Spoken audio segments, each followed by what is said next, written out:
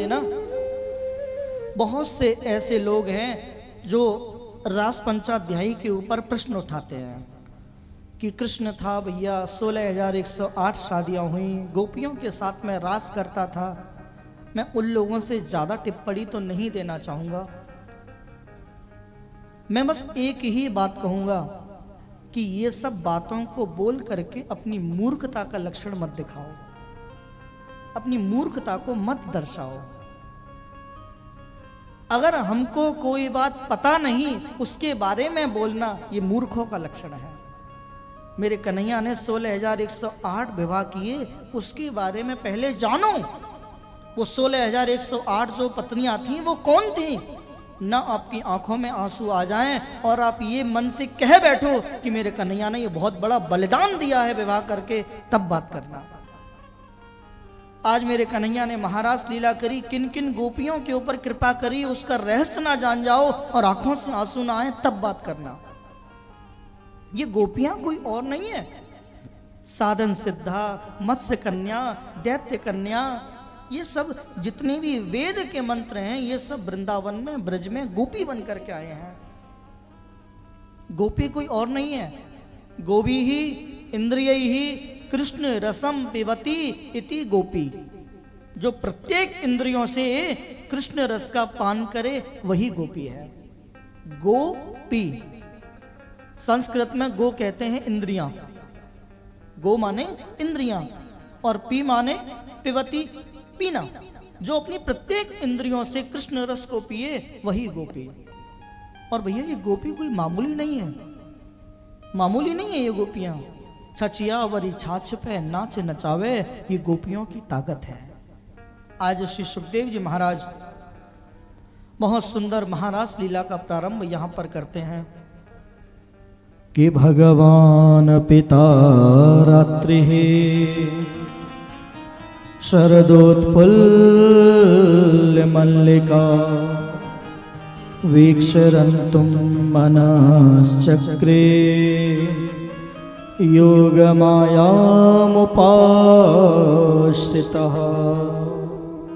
आज शरद ऋतु में मेरे भगवान खड़े हैं और अपनी वंशी से बात कर रहे हैं, अपनी वंशी से बात कर रहे हैं। अरे वंशी देख, मैंने तेरी बहुत सेवा करी है, मैंने तेरी बहुत सेवा करी। अरे वंशी देख, जब तेरे पैरों में दर्द होता, तेरे पैरों में दर्द होता तो अपनी उंगलियों से मैं तेरी चरण सेवा करता, मैं तेरे पैर दबाता। अरे वंशी देख, जब भी तुझे गर्मी लगती तो मैं अपने बालों से तेरी हवा करता, तेरी हवा करता। अरे वंशी देख, जब भी तुझे नींद आती तो अपने होठों का तकिया लगा करके मैं तुझे सुलाता। देख वंशी, आज ऐसी बज, ऐसा स्वर निकाल कि पूरे ब्रजमंडल में तेरी आवाज गूंज उठे, पूरे ब्रजमंडल में तेरा स्वर गूंज उठे।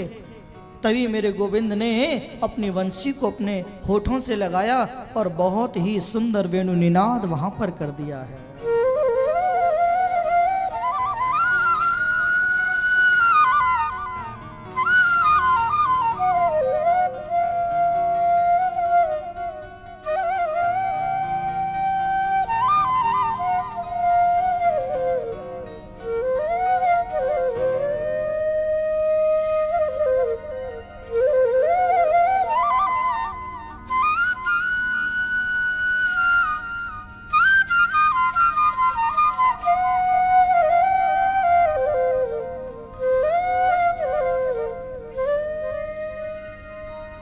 आज जैसे ही मेरे गोविंद की वेणु बजने लगी, मानो पूरे ब्रजमंडल में कन्हैया की वेणु की आवाज गूंज रही है।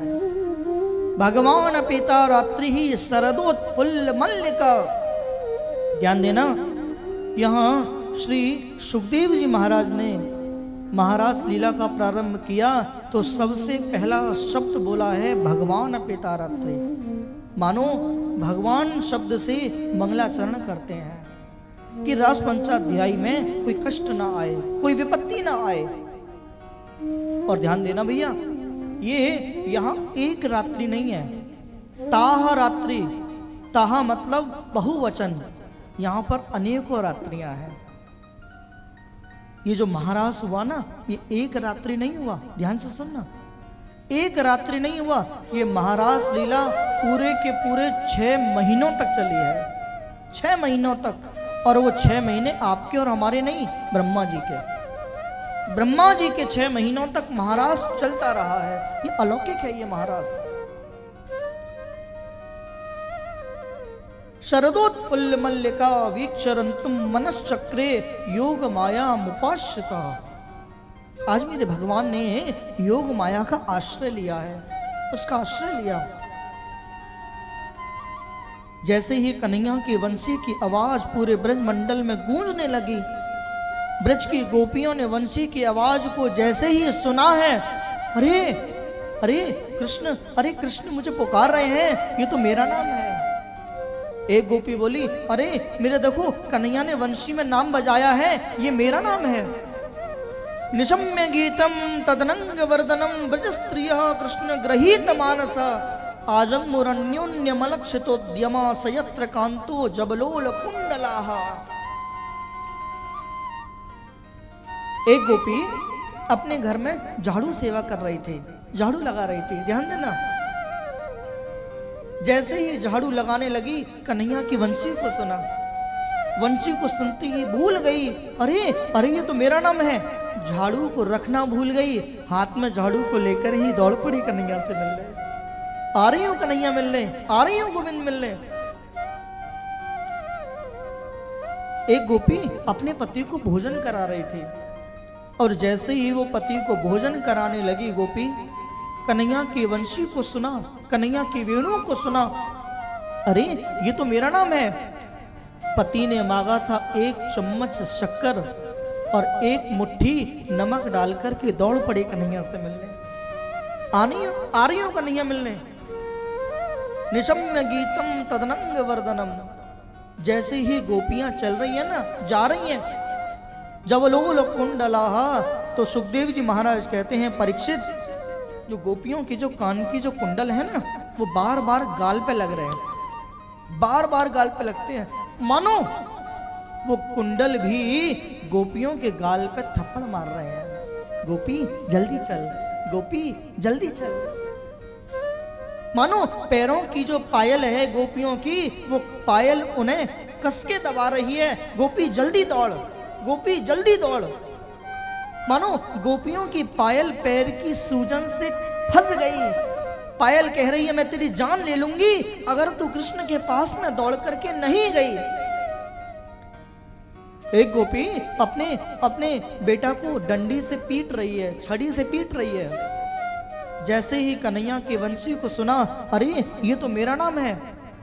अब डंडी को रखना भूल गई, छड़ी को रखना भूल गई, हाथ में छड़ी लेकर ही दौड़ पड़ी कन्हैया से मिलने के लिए। आ रही हूं कन्हैया, आ रही हूं गोविंद। सभी गोपियां इकट्ठी होकर के जा रही हैं। एक गोपी श्रृंगार कर रही थी, जैसे ही श्रृंगार करने लगी, कन्हैया की वंशी को सुना, चुंदरी को ओढ़ने ही वाली थी, कन्हैया की वंशी को सुना, चुनरी हाथ में लेकर के ही दौड़ पड़ी कन्हैया से मिलने। लाली मेरे लाल की जित देखूं तित लाल, और लाल ही देखन मैं चली तो मैं भी है गई लाल। मानो गोपियां मेरे कृष्ण के प्रेम में पागल हो गई। दौड़ी दौड़ी दौड़ी दौड़ी कन्हैया के पास में गई, और जैसे ही मेरे गोविंद ने उन गोपियों को देखा, देखते ही मेरे श्याम सुंदर ने वंशी को बजाना बंद कर दिया है, वंशी को बजाना बंद किया। कि स्वागतम वो महाभागा मयं कश्चित ब्रूतागमन कारणम। गोपियों आओ, गोपियों तुम्हारा स्वागत है, स्वागतम सुस्वागतम, स्वागत है तुम्हारा। पर यहां क्यों आई हो? किसने बुलाया तुम्हें? किसने बुलाया? जाओ अपने अपने घरों में लौट जाओ, चली जाओ। बोलो राधे राधे। गोपियां मन में सोच रही हैं कि हमें लगता है किसी और कृष्ण के पास में आ गई हम, किसी और कृष्ण के पास में आई हैं। एक गोपी बोली, मुझे तो ऐसा लगता है कि ये कृष्ण हमारा नहीं है। अगर ये हमारा कृष्ण होता तो हमसे जाने को कभी ना कहता, हमसे लौटने को कभी ना कहता। कन्हैया बोले, अपने अपने पतियों को छोड़ करके तुम आ गई हो, जाओ, चली जाओ यहां से। पति सुतान वया भ्रातृ बांधवा, जाओ, लौट जाओ। अब कन्हैया मेरे यहां पर एक कहानी सुनाने लगे, एक कथा सुना रहे हैं। कन्हैया बोले, सुनो, एक पति और पत्नी का एक जोड़ा था, पति पत्नी का जोड़ा। दोनों आपस में बहुत प्रेम करते थे। पति का एक काम था, वो प्रतिदिन अपने घर में हवन करता था, प्रतिदिन अपने घर में हवन करता। और जिसके घर में प्रतिदिन हवन होता हो वहां कुंड की अग्नि बुझनी नहीं चाहिए, हर समय अग्नि चाहिए उसमें। एक दिन उसका एक नन्हा सा, एक छोटा सा, 1-1.5 साल का बालक भी है, घुटमन घुटमन आंगन में घूमता है। एक दिन वो व्यक्ति बाहर से आया और आकर के अपने ही आंगन में बैठ गया। उसकी पत्नी आई और पत्नी आकर के बराबर में बैठ गई। अब वो बहुत ज्यादा थका हुआ था, इतनी थकान थी कि अपनी पत्नी की गोद में सर रख कर के वो लेट गया। और जैसे ही लेटा उसे नींद आ गई, वो सो गया। सुखदेव जी महाराज कहते हैं, परीक्षित, जैसे ही उसका पति गोद में सोया तुरंत सामने से उसका नन्हा सा बालक घुटमन चलते चलते बाहर आया, घुटमन चलते चलते बाहर। पत्नी ने देखा, अरे मेरा नन्हा सा बालक है और यज्ञ कुंड की ओर बढ़ रहा है, यज्ञ कुंड की ओर जा रहा है और उठ नहीं सकती। क्यों? क्योंकि पति गोद में सो रहा है। उठूंगी तो पति पर धर्म नष्ट होगा, पति की नींद टूटेगी। और वो नन्हा सा बालक यज्ञ कुंड की ओर बढ़ता जा रहा है, यज्ञ कुंड की ओर दौड़ रहा है वो बालक। घुटमन चलता चलता वो बालक कुंड के पास पहुंचा। तुरंत उस पत्नी ने दोनों आंखें बंद कर ली और वो बालक धड़ाम से उस जलती हुई अग्नि में गिर पड़ा है। 1-1.5 घंटे के बाद में उस पति की आंखें खुली, पत्नी रो पड़ी, अरे मेरा बालक, अरे मेरा लाल। जैसे ही दौड़ी दौड़ी दौड़ी दौड़ी आई, उसने देखा यज्ञ कुंड में अग्नि की लपटें उठ रही हैं और लपटों के बीच में उसका नन्हा सा बालक किलोल कर रहा है, मानो खेल रहा है। मेरे यज्ञ भगवान ने उसके पतिव्रत धर्म को देख के बालक को जलाया नहीं, उसके बालक को कष्ट नहीं पहुंचाया। कन्हैया बोले, गोपियों देखो, ये होती हैं पत्नियां, ऐसी होती है पत्नी, तुम्हारी तरह नहीं जो अपने अपने पतियों को छोड़ के मेरे पास आ गई हैं, जाओ, चली जाओ।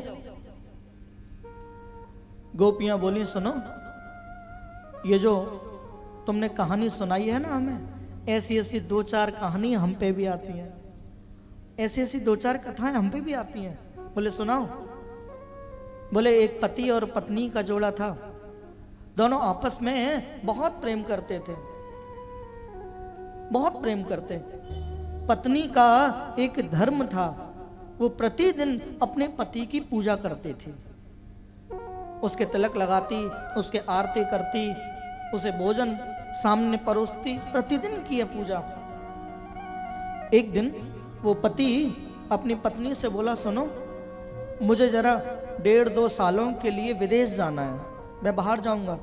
पत्नी ने कहा, ठीक है, तुम चले तो जाओ, पर मेरी आदत है प्रतिदिन आपकी पूजा करने की, वो कैसे होगी? तो पति ने अपनी जैसी एक मिट्टी की मूर्ति उसे दे दी। बोले तुम इसे मैं समझ के पूजा करना, ये सोचना कि ये मैं हूं। पत्नी ने कहा, ठीक है। अब प्रतिदिन अपने मिट्टी के पति को नहला देती, उसे भोग लगाती, उसके तिलक कर देती, उसकी आरती उतारती, प्रतिदिन का नियम।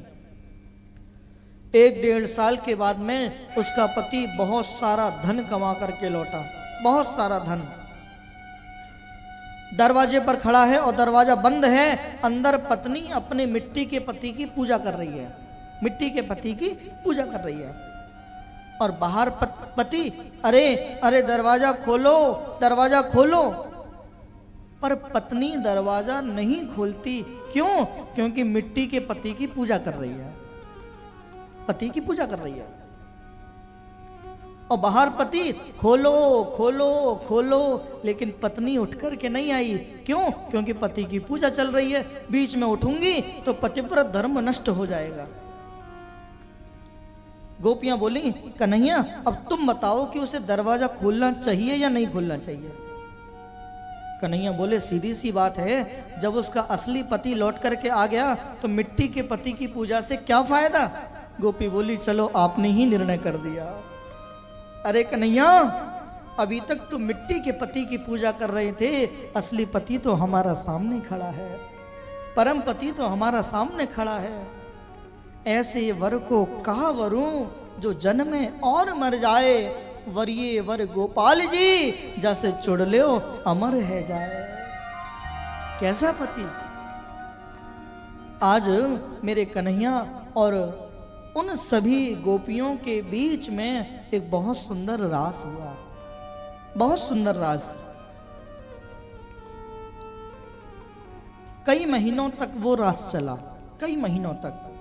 रास चलते चलते गोपियों के मन में घमंड आ गया, अभिमान आया कि हम कितनी भाग्यशाली हैं जो कृष्ण हमारे साथ में रास कर रहे हैं, रास कर रहे हैं। मेरे कन्हैया ने सोचा कि जो मुझे सबसे ज्यादा बुरा लगता है, अभिमान, वही गोपियों के अंदर आ गया। बोले, मुझे पसंद नहीं है किसी के अंदर अभिमान। मेरी किशोरी जी के हाथ को पकड़ा, बोले सुनो मेरा हाथ पकड़ो, और राधा रानी के हाथ को पकड़ा और उन सब गोपियों के बीच में से मेरे गोविंद अंतर ध्यान हो गए, चले गए। राधा रानी को लेकर के चल रहे हैं। राधा रानी ने मन में सोचा, देखो मैं कितनी भाग्यवान हूं, उन सब को तो छोड़ दिया और मुझे लेकर के चल रहे हैं। कन्हैया बोले, लो कर लो बात। अब इनके भी मन में घमंड आ गया, अब इनके मन में भी अभिमान। हमारी किशोरी जी बोली, अरे सुनो मुझको कहाँ लिए जाओ, मुँह पर तो चले उनाए जाए, पामन में दर्द है रोए, कहाँ लिए जा रहे हो। कन्हैया बोले, तो सुनो मेरे कंधा पे बैठ जाओ, मेरे कंधे पे बैठो। मेरी राधा रानी, मेरी किशोरी मेरे श्याम सुंदर के कंधे पर बैठ गई। थोड़ी सी चंचल है, नटखट है राधा रानी। अब जैसे कंधे पर बैठी तो एक वृक्ष की डाली आई और मेरी राधा रानी ने उस वृक्ष की डाली को पकड़ लिया है। जैसे ही डाली को पकड़ा है, नीचे से मेरे गोविंद अंतर ध्यान हो गए हैं, मेरे कन्हैया चले गए। लटकी रह गई किशोरी जी। गोपियां आई, उन्होंने नीचे उतारा। बोले, राधे कहाँ है कृष्ण, कहाँ गए कृष्ण। मेरी किशोरी जी कहती हैं, अरे सखी, जो अभिमान तुम्हारे अंदर आया था वही अभिमान मेरे भी अंदर आ गया। कृष्ण छोड़ के चले गए। पर कृष्ण गए कहां। ब्रज की जो रज है ना, ब्रज की रज से पूछ रही हैं, अरे रज जरा तू तो बता कृष्ण कहां है। तेरे ऊपर तो भगवान ने कितनी लीलाएं करी हैं, और हम तो जानते हैं कन्हैया पैरों में जूते चप्पल कुछ भी नहीं पहनते, चरण पादुका नहीं पहनते, तू बता कृष्ण कहां है। रज बिल्कुल शांत रही, एक शब्द नहीं बोली। अरे अरे लता बताओ, अरे वृक्षों तुम तो बताओ कृष्ण कहां है। मानो गोपियां पागल हो गई, पगला गई गोपियां। एक दूसरे से जाने क्या उल्टा सीधा बोलती हैं गोपियां। अरे अरे यमुना तू तो बता कृष्ण कहां है। इतना पागलपन उनके अंदर आया, मानो गोपियां खुद को ही कृष्ण समझने लगी, खुद को ही कृष्ण समझ रही हैं। एक गोपी ने एक पत्थर उठा करके, एक पत्थर उठा लिया, बोले सुनो ब्रजवासियों, मैंने गिरिराज जी उठा लिए हैं, पर्वत के नीचे आ जाओ। पागल हो गई गोपियां, कृष्ण का विरह सहन नहीं हुआ गोपियों पे। एक गोपी हाथ में थोड़ा सा जल लेकर के कहती है, मैं विष पान कर रही हूं, आ जाओ मेरे पास आ जाओ ब्रजवासियों। अब सब गोपियां यमुना के किनारे पहुंच गईं और अपने पैर के अंगूठे से मानो गड्ढा खोद रही हैं, मानो यमुना के किनारे गड्ढा खोद रही हैं कि यहाँ एक कुआं खुद जाए और उस कुएं में कूद करके अपनी हत्या हम कर दें। कृष्ण चले गए तो कैसा जीवन, कैसा जीवन। आज गोपियां जब रोने लगी कृष्ण के विरह में, तो रोते रोते ही गोपियों ने कुछ शब्द गुनगुना दिए हैं, कुछ शब्द बोल दिए हैं, और उन्हीं को श्री सुखदेव जी महाराज गोपी गीत कहते हैं। गोपियों ने एक गीत गाया जिसे कहते हैं गोपी गीत। ये विरह का गीत है भैया, विरह का गीत। आज बड़ा ही विलक्षण ये गोपी गीत है भैया, अद्भुत है ये गोपी गीत। ज्यादा तो पाठ नहीं करेंगे समय को देखते हुए। 19 श्लोक हैं गोपी गीत में, 2 या 4 श्लोकों का हम पाठ करेंगे, 2-4 श्लोक। और कुछ भक्तों को अगर गोपी गीत याद हो तो मेरे साथ गुनगुनाना, और याद ना हो तो इधर उधर ना देखे मेरे ठाकुर की याद में 2 बूंद आंसू की जरूर बहाना, मेरे कृष्ण के विरह में। जयति तेधिकं जन्मना प्रजा शयत इंदिरा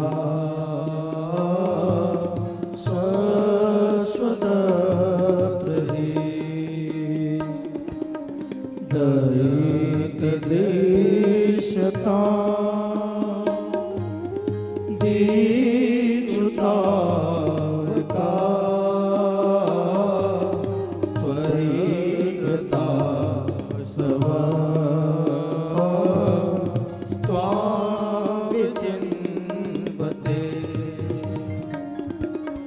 शरदुदाशये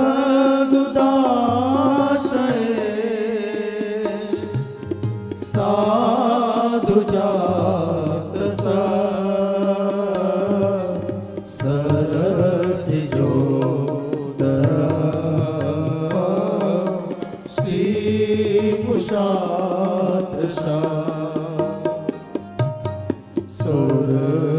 सुरतनाथ ते अशुल्क दासिका वरदने न तो नेह किं वद विषजराप्यया व्यालराक्षसा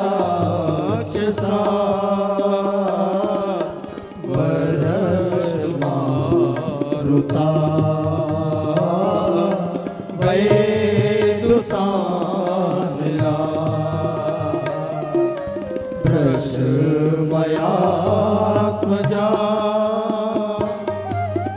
विश्वतो भया दृशवते वयं रक्षितामः न खलु गोपिका नन्दनो भवान् न लीयते हिना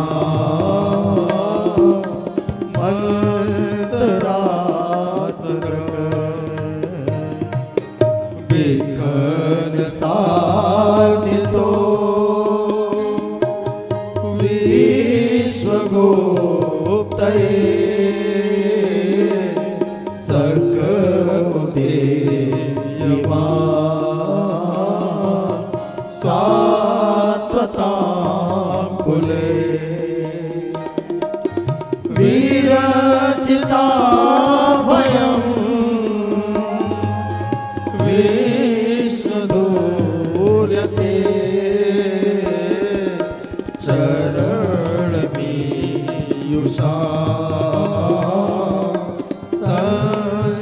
संस्कृतेर्वया करसरोरुहं कान्तिकामदम् शिरसदेहिना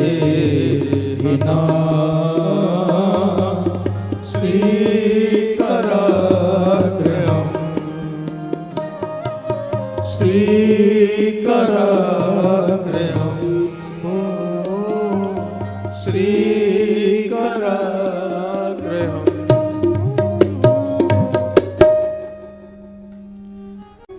गोपियों ने ये 19 श्लोक गाए हैं, 19 मंत्र, और हर मंत्र में गोपियां कभी कन्हैया को कोसती हैं, कभी अपने आप को कोस रही हैं, कभी मेरे गोविंद को कोसती हैं, कभी खुद को कोस रही हैं। जयति तेदिकम, हे गोविंद हमें दर्शन दे दे, हमें दर्शन दे। सुनो गोपियों, वो भगवान है, वो ईश्वर है, उसकी जय बोलो, उसकी नमस्कार करो पहले। वो ईश्वर है, वो हमारा कृष्ण नहीं है। वो अपनी महत्वता देख रहा है, हम भूल गए कि वो भगवान है।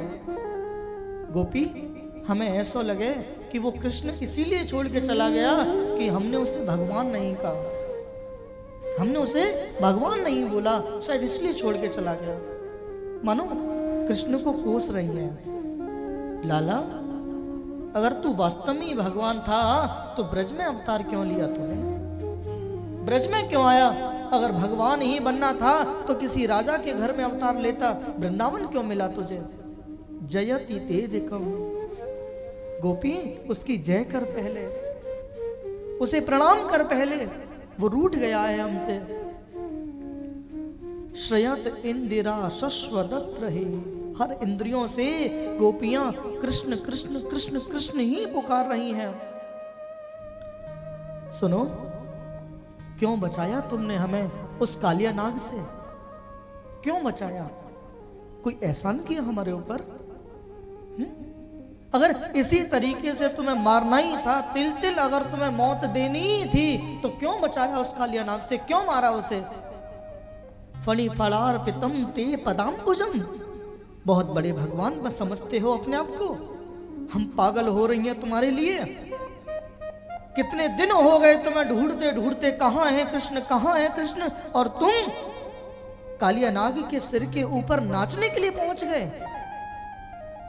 सुनो, ब्रह्म की परिभाषा हम भी जानती हैं, ब्रह्म क्या है हम भी जानती हैं, पर ऐसा नहीं पता था कि ऐसे छोड़ करके चले जाओगे। अब गोपियां पागल हो गई। गोपियां कहती हैं कि सुनो, हमें इंसान मत समझो, हमें इंसान मत समझो, मनुष्य मत समझो, एक गाय ही समझ लो, एक पशु समझ लो हमें, पर दर्शन देने आ जाओ। हम तड़प रही हैं तेरे बिना कन्हैया, दर्शन देने आ जाओ। तृण चरानुगम ते पदाम्बुजम, जब तुम गैया चराने जाते थे ना, जब भी तुम गाय चराने जाते तो आगे आगे गाय चलती थी, पीछे पीछे आप चलते। मानो गायों को पूरा भरोसा है, दुनिया का रास्ता बनाने वाला तो मेरे पीछे चल रहा है, भटक नहीं सकती है वो। तुमने हमें पशु भी नहीं समझा। कृष्ण आओ, दर्शन दो, दर्शन दो हमें, मर जाएंगे तेरे बिना। सुनो, तव कथामृतम तप्त जीवनम, लोग कहते हैं कि कथा अमृत है, लोग कहते हैं कृष्ण का गुणगान अमृत है, पर नहीं, ये झूठ कहते हैं लोग। झूठी है ये दुनिया, झूठा है सारा ज्ञान। ये कथा अमृत नहीं है, ये तो विष के समान है, ये जहर है। ये संतों ने गोपी गीत को कनक मंजरी छंद कहा है। कनक कहते हैं धतूरा। लाला, अगर इसी तरीके से मारना था तो क्यों बजाई बंसी? हमने कहा था तुझसे बंसी बजाने को? हमने तो नहीं बोला। किसने कहा था तुझसे बंसी को बजा और हमें यहां बुला, और हमें यहां बुला करके तू छोड़ करके चला गया? कैसा कृष्ण है तू? अगर तू मन में सोचता है कि तू भगवान है तो पक्का भगवान कभी नहीं बन पाया, नहीं है तू भगवान। दिन परीक्षाए साधु जात सत, सुबह होते ही ब्रज की गोपियां पागल होती हैं तुझे देखने के बारे में, पागल हो जाती हैं तुझे देखने के लिए। मत दर्शन दे, बिल्कुल मत दर्शन दे कन्हैया। वो ऐसा दिन ही क्या, हम भगवान से यही प्रार्थना करती हैं, ब्रह्म से, कि अगला सूर्य हमारे जीवन में कभी ना आए। हमारा कृष्ण ही हमें छोड़ करके चला गया तो हमें सूर्य नहीं चाहिए। लाला दर्शन दे, लाला कृपा कर हमारे ऊपर। गोपियों ने अंतिम श्लोक गाया है, यत्ते सुजात शरणाम बुरुहम स्तनेषु भीता सनई प्रिय दधि मही कर्कशेषु तेना टवी मटसी तत्यथते न किंस्वित कूर्पादि भिन्न भ्रमति दीर्घ वदायुषाम नहा। लाला, अगर तूने अब हमें दर्शन नहीं दिया कृष्ण, अब अगर तू नहीं आया तो सौगंध खाती हैं तेरी, मर जाएंगे हम। तू अगर सोचे कि यहां से लौट के हम घर चली जाएं, पति सुतान वया भ्रातृ बांधवा, अपने अपने पतियों को छोड़ करके आई हैं हम, अपने अपने भाइयों को छोड़ करके आई हैं, क्या मुंह दिखाएंगे जाकर के? तुझे दर्शन देना ही पड़ेगा कन्हैया। अब जैसे ही गोपियां मरने की योजना बनाने लगी कि यहीं कूद करके आत्महत्या हम कर लेंगी, जैसे ही गोपियां ये सोचने लगी, मेरे गोविंद के कानों में स्वर पहुंचा है और तुरंत मेरे गोविंद उन गोपियों के बीच में मेरे कन्हैया का प्राकट्य हो गया है। साक्षात मेरे बांके बिहारी उन गोपियों के मध्य में आ गए हैं। तासाम मध्य द्वयोर्द्वयो, ध्यान देना, हर दो गोपी के बीच में मेरे कन्हैया वहां पर आए हैं। बोलो राधे राधे। और वहां मेरे भगवान ने बहुत सुंदर महारास किया है। ध्यान देना, पहले हुआ है रास और उसके बाद में हुआ है महारास। भागवत में 3 रास हुए हैं भैया, रास, महारास और बलराम जी ने भी एक रास किया है, बलराम ने भी किया है। जब मेरे कन्हैया महारास लीला करने लगे तो मेरे भोलेनाथ को भी खबर लग गई कि कन्हैया महारास कर रहे हैं। मेरे भोले बाबा ने अपने गणों से कहा, सुनो मेरा श्रृंगार कराओ। बहुत सुंदर चिता की भस्म गले में पूरे शरीर के ऊपर डाली है, गले में मुंडों की माला पहन ली, कान में बिच्छू लटका लिए, दोनों हाथों पे सर्प लटका लिए, अलका झलक खोल दे जलका झलक, हाथ में त्रिशूल लेकर के बाबा रास करने जा रहा है। जैसे ही रास करने के लिए पहुंचे रास मंडल में, ललिता और विशाखा ने दरवाजे पर रोक दिया। बोले सुनो, कहाँ जा रहे हो? भोलेनाथ बोले हम रास करने जा रहे हैं हम। बोले ये शकल देखिए आपने रास की, ऐसे कोई रास करे?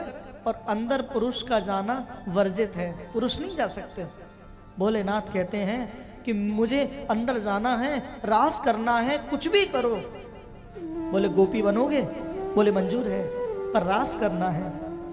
यमुना जी में डुबकी लगवाई, बहुत सुंदर सी पैरों में पायल पहनाई भोलेनाथ के, सुंदर लहंगा और फरिया पहना दिए, कानों में कुंडल, नाक में नथनी और माथे पर टीका और बहुत सुंदर हाथों में चूड़ियां पहनाई भोलेनाथ के। और कान में ललिता विशाखा ने युगल मंत्र की दीक्षा भी दे दी। ध्यान देना, मेरे भोलेनाथ की गुरु हैं ललिता और विशाखा, ब्रज की गोपियां। और अंदर आए हैं, ऐसे लाइन लगी हुई है, यहाँ मेरे कन्हैया खड़े हैं और भोलेनाथ इधर आके खड़े हो गए। और ब्रज की गोपियां सब छोटी छोटी सी, और 9 फुट के भोलेनाथ खड़े हो गए कोने में जाके। कन्हैया ने कहा गोपी, ये लंबी चौड़ी गोपी कहाँ से आ गई? और घूंघट लगा के खड़े हैं। अगर कृष्ण ने देख लिया तो पूरी दुनिया में मजाक बन जाएगा। अब मेरे कन्हैया दौड़े दौड़े दौड़े दौड़े दौड़े दौड़े इधर आए, भोलेनाथ दौड़े दौड़े दौड़े दौड़े उधर खड़े हो गए। हाथ में नहीं आएंगे हम इनके। अब मेरे भोलेनाथ दौड़े दौड़े दौड़े दौड़े इधर आए, भोलेनाथ, मेरे कन्हैया दौड़े दौड़े इधर आए, भोलेनाथ उधर चले गए। अब तो भैया जैसे तैसे दौड़ करके मेरे कन्हैया ने भोलेनाथ को पकड़ा। बोले कौन है ये गोपी, कौन से गांव से आई है? अब भोलेनाथ कह रहे हैं छोड़ दे मुझे, छोड़ दे। और घूंघट पकड़ लिया है मेरे कन्हैया ने भोलेनाथ का। और जैसे ही घूंघट को उघाड़ा है, आइए गोपेश्वर महादेव, आपका स्वागत है, स्वागतम सुस्वागतम। आज मेरे गोपेश्वर महादेव भी रास का आनंद लेने लगे। और भैया तभी उसी के बीच में एक पंजाबी गोपी आ गई महारास का आनंद लेने के लिए। नहीं मैं